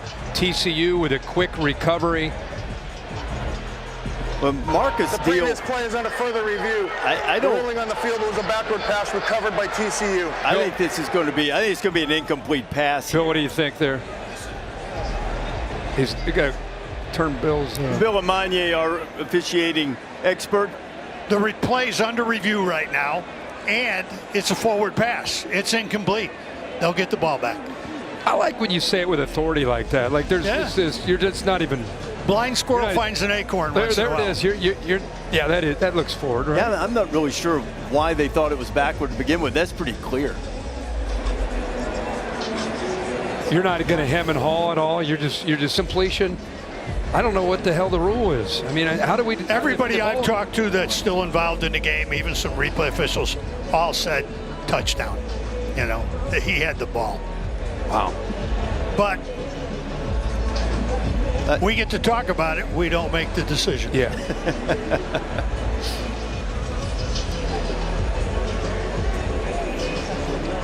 All right, here's Kevin Marr. After further review, it was an incomplete forward pass. It'll be third down. Holly, Max Johnson getting to come back out onto the field, and the rehab was a story of perseverance. Just a story of resilience and determination. Jeez. The scar on the right side there, on the outside of his leg. Jeez. Max's brother tied in on the team, Jake Johnson. Boy, Max just took a big hit and delivered the football. Jordan Shipp making the catch. The TCU defensive line continuing to push people around. This time it's to left guard Banfield. Watch the push coming right through here. Just pushes him and hits Max Johnson right as he throws it. Oh my gosh. Well, I'm sure Max was wondering what that first hit was going to be like. It could have been a little less than that, I'm sure. But boy, did he stand in there and deliver the football. That's what I was going to. I was so caught up in the hit and hoping he got up that didn't have full appreciation for what he did downfield with his vision downfield to find Shipp. Kirk, that was their first third down conversion of the night. Max going back to work, going to take a shot, got a man out there. It's complete. Making the grab is Javarius Green, his first catch of the night. And Max Johnson's giving him a little late spark with a 39-yard completion. Boy, he does a good job using his eyes this way to try to hold the safety and then take that shot down that left sideline. And by doing that, he held him just long enough to the middle of the field by looking him off, allowed him to be able to squeeze that in. McFadden almost got over, but he just kind of sat right on the hash with the experience of Max Johnson trying to freeze him there, not let him get a head start down that sideline. So since the first time North Carolina had the football, this is easily their best drive. Inside 4.5 minutes to go, and see if they got the snap off in time.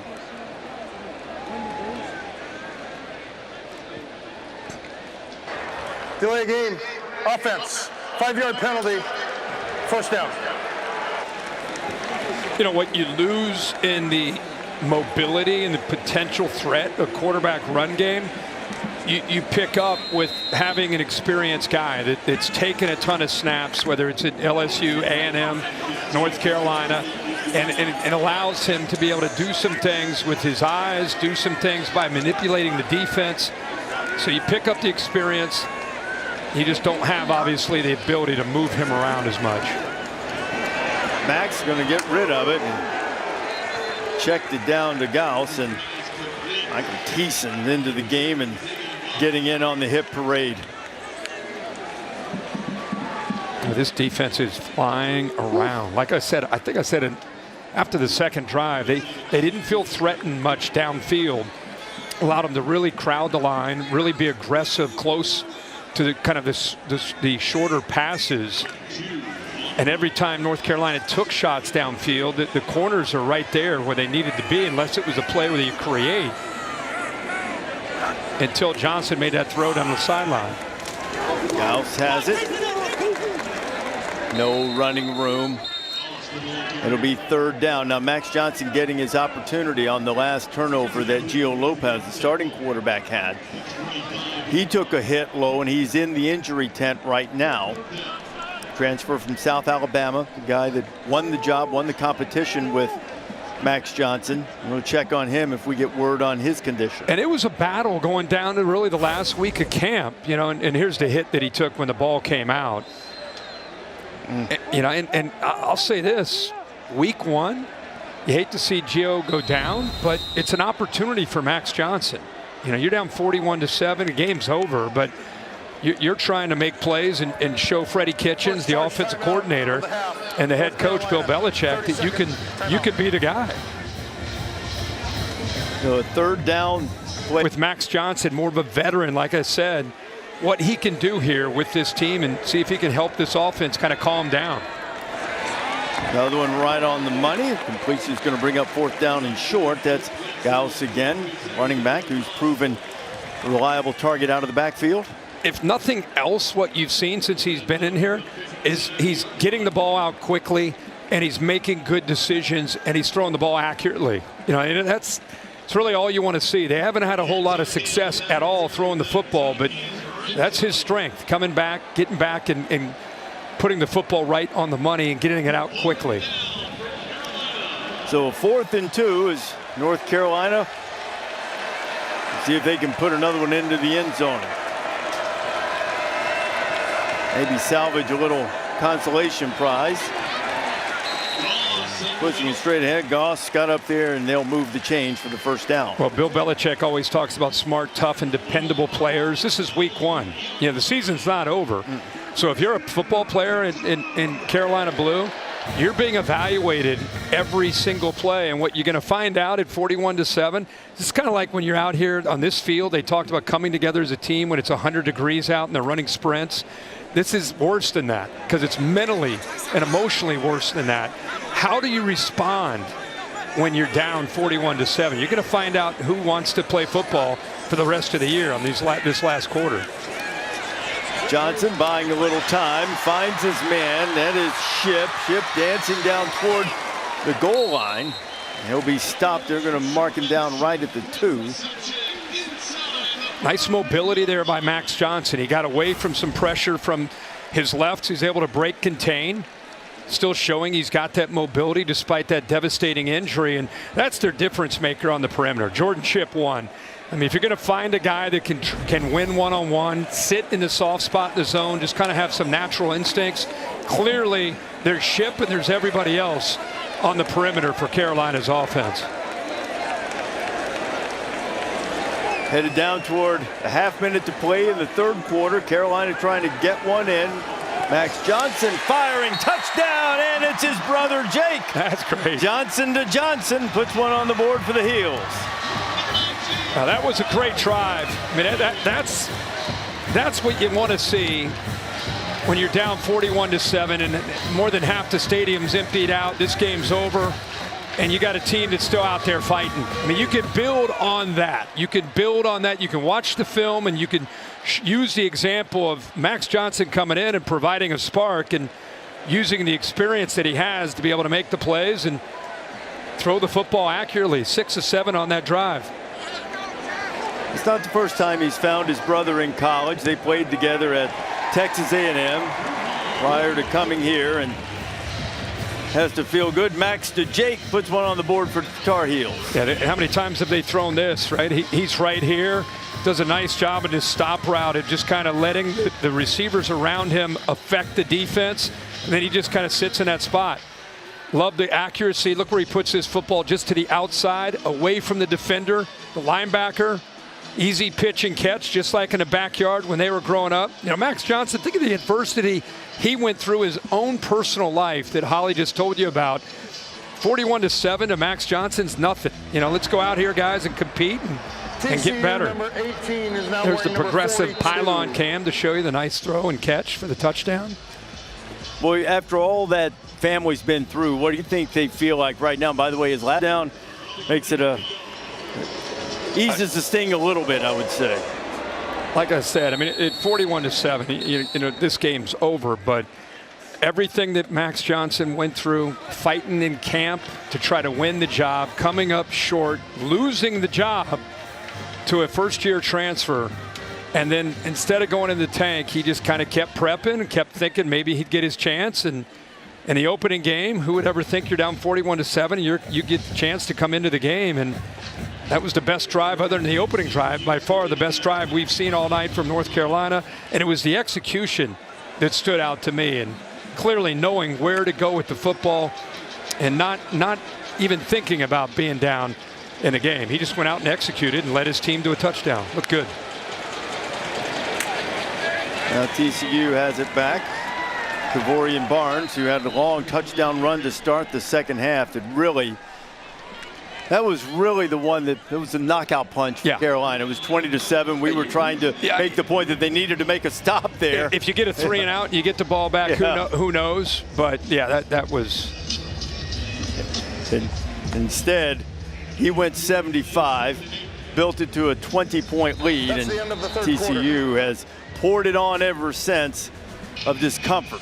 As we welcome you back to Capital One Labor Day kickoff on ESPN. This kickoff week presented by Modelo. As we start the fourth quarter, Josh Hoover's still in there for TCU, and that's probably the worst ball Josh has thrown tonight. Holly? Well, guys, just an update on Gio Lopez. They don't give injury updates, but from what I observed, he came out of the injury tent really holding his right lower back and right hip. As you saw him walk up the tunnel, one of our cameramen told me that as he went through the doors, he just collapsed and started screaming. I know he's in quite a bit of pain right now, but that's all we know about Gio. I certainly hope this is not terribly serious. It was great talking with Gio yesterday. It just lights up a room when he comes in. Made the move from South Alabama. Still nothing but great things to say about Major Applewhite. As Dwyer's had a big night, and he catches another ball from Hoover. And there's a flag back on the near side of the field at about the 33-yard line. They're going to get an offensive pick here. It was a nice mesh route. Just depends on if they thought that was intentional. It's the receiver to the left. It's Dwyer. You see the collision right there. That's interference. Offense. Number 0. Half the distance to the goal. All you have to do on that's DJ Rogers. Watch from the tight end from the right. He's kind of looking up the defender and just kind of basically just not only gets in his way, gets his hands out. You could just tell his intent was to try to get in the way, and I think the officials did a nice job of feeling that, calling the flag. It's got to almost like look out of your peripheral vision and accidentally run show your hands. Run into him. Make it look like you're running a route. You can't make it look like you're going out to block him. Man, those mesh routes are hard to stop in NCAA football 26. Go-to play when you need a completion. Especially man coverage, pitch and catch, right? That video game? Yeah. Little shovel pass in there to Trent Battle. Battle with big touchdown run, almost picked up the 3rd and 21. They'll stop him a couple of yards short of the first down and bring up a 4th down. There'll be many things that are frustrating and chances to improve from week 1 to week 2 for North Carolina. But the biggest, I think, for Steve Belichick and his dad will be looking at the defense, and they got previous play is under further review. The ruling on the field was a completed catch. He's saying that ball hit the ground. The underhand pass is fine. It's just a matter of, that looks like it's on the ground. It's incomplete. But yeah, just the tackling. You know, it's one thing whether this is incomplete or complete, but he turns after catching this, or not really catching it, picking it up off the ground, and he turns and goes another 15, 20 yards. Well, as the replay booth has a look at this, Big 12 crew tonight. Not a lot of controversy. They upset Belichick, missing a couple of holds early in the game. The TCU has Abilene Christian next, and then what a showdown with SMU for the Iron Skillet. Especially after last year's game. Like 66-42 or something like that, I think. Yeah, gave up 66. SMU put it on them. Then they play Arizona State on the road. So it's about to get real. North Carolina, on the other hand, Charlotte, Richmond, UCF. before a date here with Clemson. Anything surprise you over the last 5 days of college football? Was your biggest surprise? Well, I mean, I think Florida State. Yeah. You know, because two things. After further review, it was an incomplete pass. It'll be 4th down. Two things can be true in my judgment in both were. Number one, Florida State has vastly improved. They played with an edge. It was so physical and tough. Tommy Castellanos backs up. You know, the talk that we talked about. He looked great. He looked like Kyler Murray out there. Yeah, Gus Malzahn, great job. Unreal. You're always going to be able to run the ball when Gus does that bad? Well, that's the other thing. I think it's also true that even though Florida State is much improved, Alabama looked listed. But I'm just saying, I used the word lethargic. Yeah. They just looked like they were at a Tuesday practice to me. But are they bad, or is it just a rough week? You know, because Florida State looked really good, and Alabama could not have looked any worse. I think that had to be the biggest surprise of the weekend. Low snap. And TCU gets the punt away. Fair catch will be made by Will Hardy. So North Carolina will have a chance to try to draw a little bit closer. Down big early in the 4th. 13:53 to play here. Max Johnson back into the game. Gio Lopez, the starter, was hurt. And Max, the veteran quarterback, played really well last drive. Well, I think the biggest thing he did is, you know, I think that hit got him settled into this drive. And after that, he was back. Did a good job using his eyes that time to keep the safety off of his receiver. Ball's out in a hurry there for the touchdown to his brother Jake. Let's see if he can follow up that drive for a touchdown with another 6 points here for the Heels. Is 7 of 8 in his first action since suffering that horrific broken leg in the opener last year. And make it 8 of 9 with a nice catch out there by Green. Gets to the top of his route or top of his drop, and the ball is out. And the timing of that is perfect.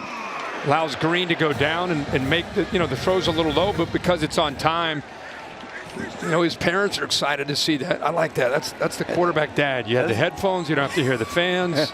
You don't have to hear anybody. That's the way Brad used to do it, though, when he was spinning that magic bean for the Seminoles and the Buccaneers.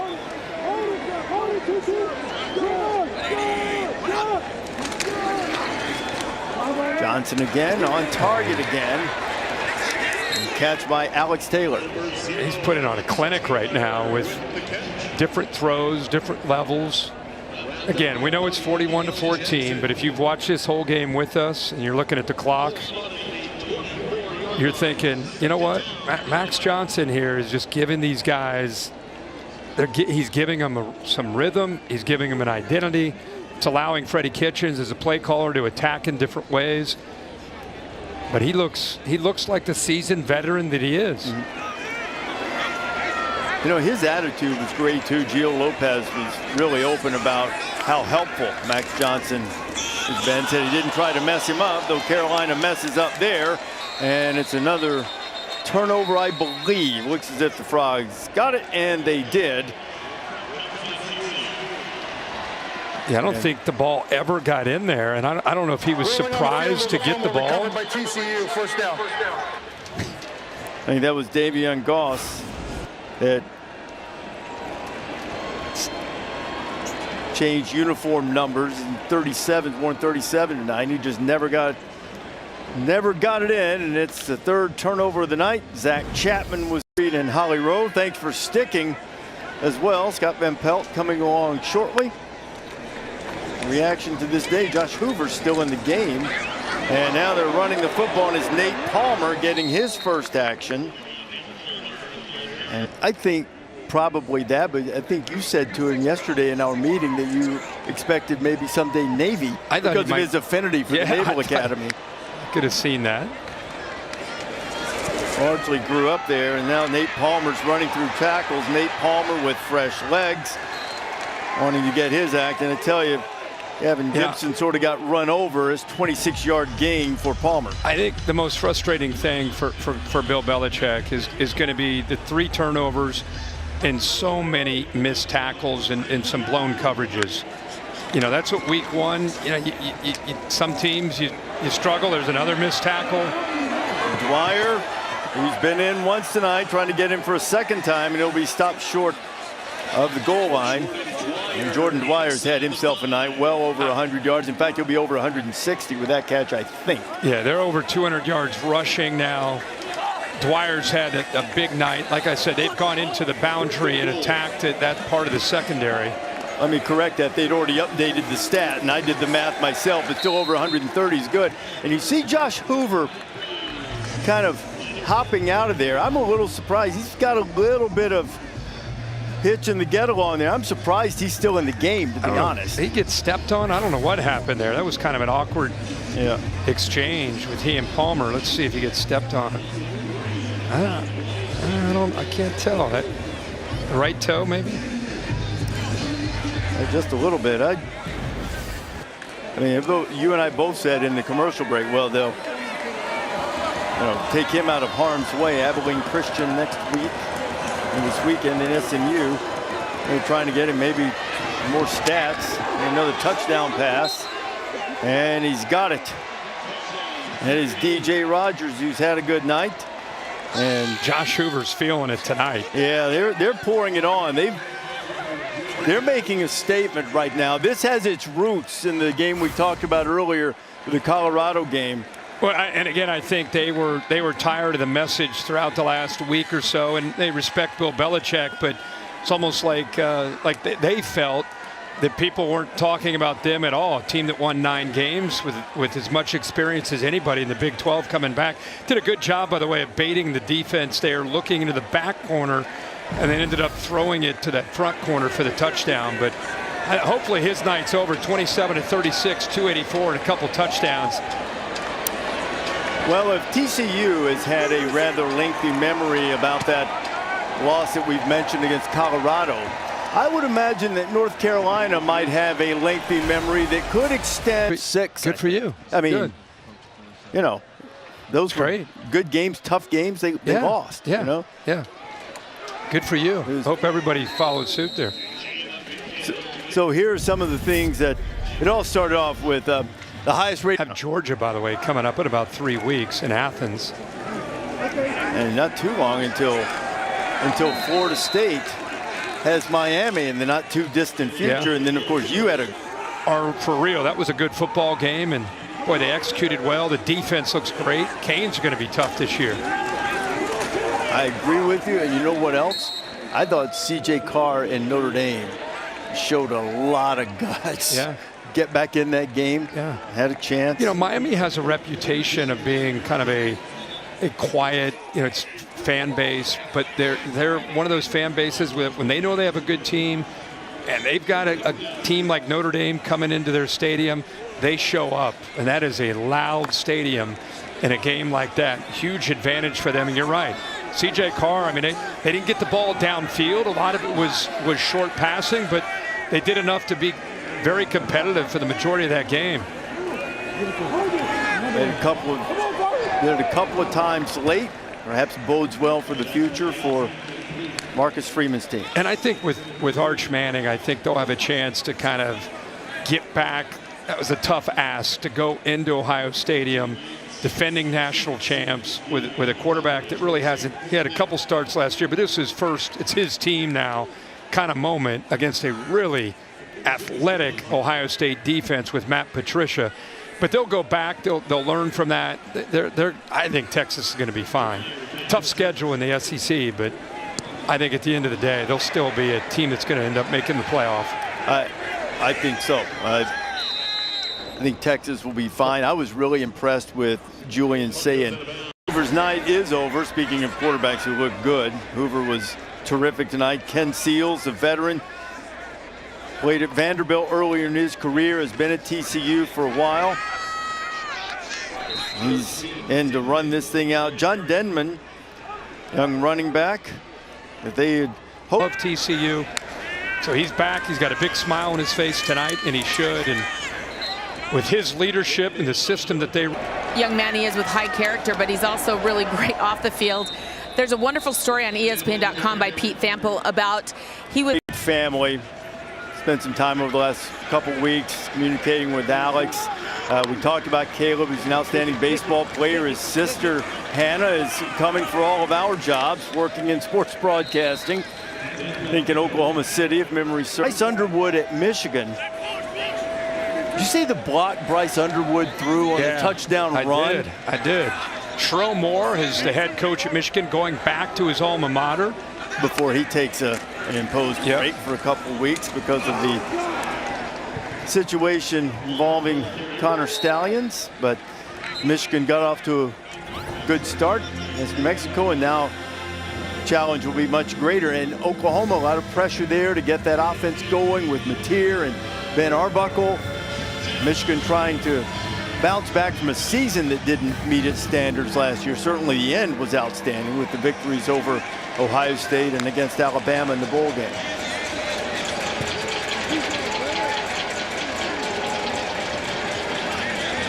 Inside 5 minutes to go, 48-14.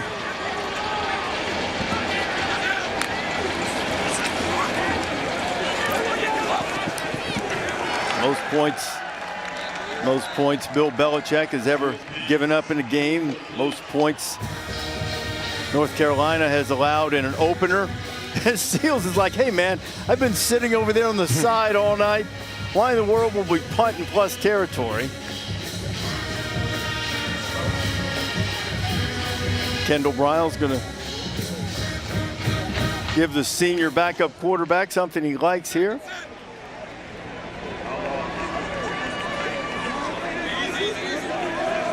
TCU has not let its foot off the gas, so they are playing the backups now, nor should they.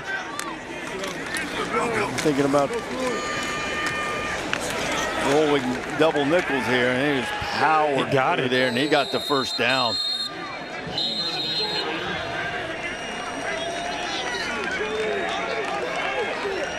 On Saturday night after getting back from Dublin. Denman running through tackles, and that's why they like the youngster, 5'10", 210-pounder. Belichick hoping there will be better nights than this one. When it's 48-14, the team with the big lead is driving, and we've talked about next week. You know, we had a discussion at dinner last night. If College Game Day were an offensive philosophy or formation, what would it be? As I mentioned earlier, North Carolina allowing 48, that's the most points allowed by any Belichick coach team. If College Game Day, the show, were an offensive philosophy or formation, what would it be? I never thought we'd get this in tonight. But wishbone? I don't know, man. I feel like we're multiple pro. You think we're multiple pro? A lot of different formations. Right. A lot of different things. Pete made his way in here. I appreciate that. And Peter's big fella. Come on, get up there, boy. And Peter's up here checking out your board now. Peter is 3rd and 2. Make the call here, Pete. Help us out, kid.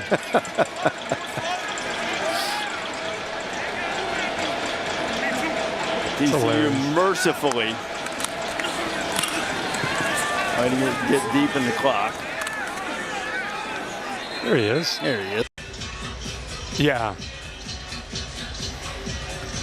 Oh, yeah.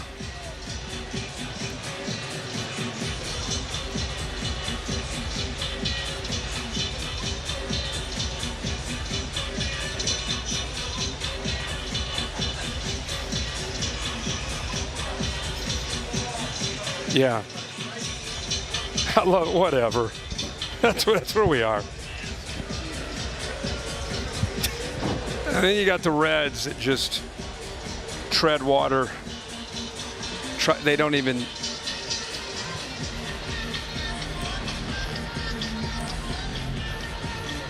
Yeah. Shit. They drive me crazy.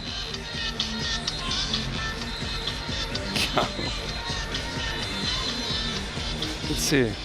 Four games out of the wild card.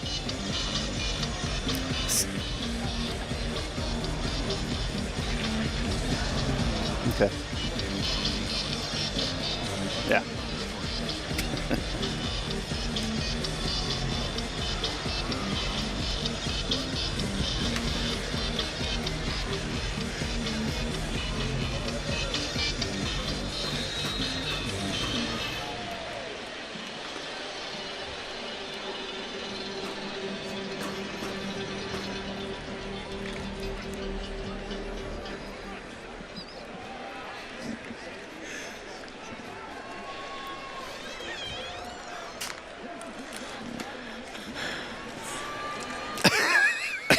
I was down visiting with Hubert before the game. He was excited to go over and say hello to Nick Saban.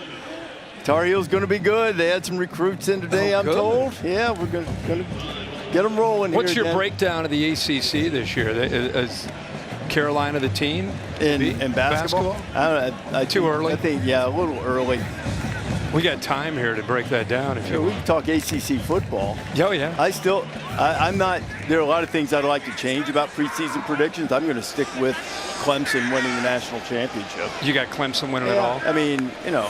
I think I'm going Penn State and LSU in the championship. LSU looked good, that's for sure. They could do it.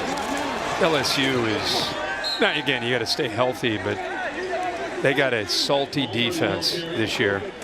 Okay, now Nate Palmer has picked up the first down. You're not thinking Miami with Carson Beck after that game. I mean, I think it's closer than people think. I mean, if we get a Miami Clemson ACC championship game, that would be a really good matchup. Okay, they're gonna call off the dogs after we called in the dogs to help us out. Should have done that a lot earlier. Big fella was ready. He was in the bullpen waiting. Petey came in here hot too. But at halftime they said Pete's in the bus taking a nap. Boy, oh boy, he was ready to go now. He came in bouncing around, and there's going to be a little bit of a spring in the step of the Horned Frogs after this performance. Josh Hoover and company dominant on a night with Bill Belichick goes to college football. Belichick and Sonny Dykes greeting. Perhaps saying see you in Dublin. Yeah. The season opener next year. And well, though, Carolina, like every team that has a rough opening week,